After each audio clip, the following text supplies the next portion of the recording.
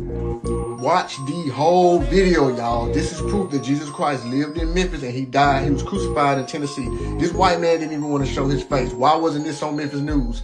Leo the 13th, the Pope, blessed this. A small road in the mountains of Tennessee, a living room in a motorhome, and a 150-year-old painting blessed by Pope Leo the 13th. This is the true face of Jesus Christ, one of a handful of paintings based on the cloth used to wipe Jesus' face before his crucifixion, known as the Veil of Veronica. Its owner, a 73-year-old man who didn't want to be identified and had no idea what he had. I've lived here for about 17 years. It's been in there, either in there or in my bedroom. Every since. So how does a holy relic go from the holy city to Monroe County, Tennessee? The man known as Frosty tells us he got it as a present and hung it on his wall 20 years ago. 3 years later, it found a home in this cloth bank bag and was thrown in a closet until police say it was stolen by Kelly Gormley, who tried to sell it to this Madisonville church. Church told the sheriffs made the arrest, and a piece of religious history was uncovered. You know, at first, obviously, it was a big surprise for us that something like this might even, be in East Tennessee.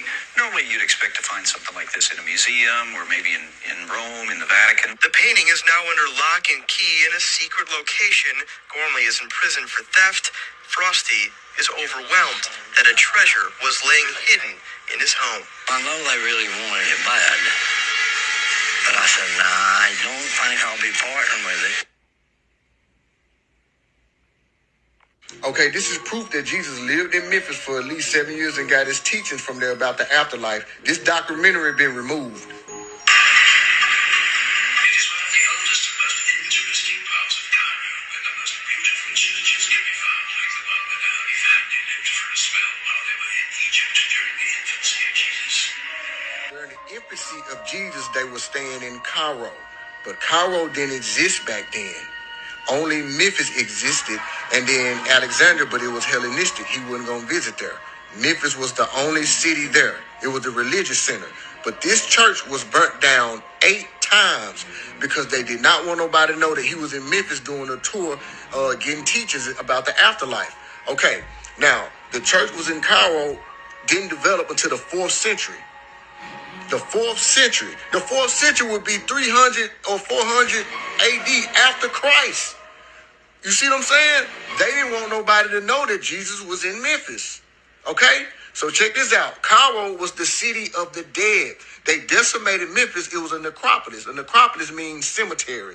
They decimated Memphis and they built Cairo on top of it, but it took them so long.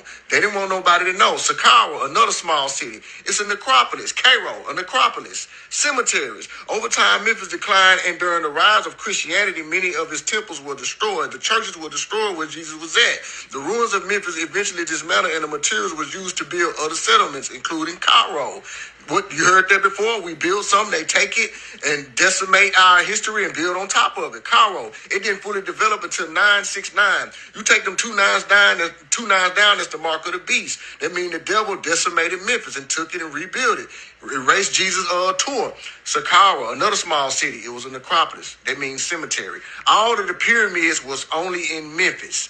Pyramids were basically cemeteries. Y'all didn't know that. The Great Pyramids of Giza, it's a necropolis. It was a cemetery. It didn't exist back then. Ptah, the creator god, okay, right?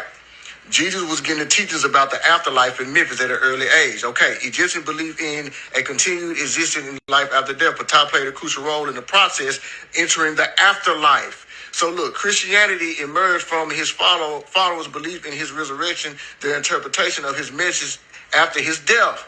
So Egyptian was teaching life after death. And he went there early to get the teachings about life after death, about his God, about where he's going. Travis Scott.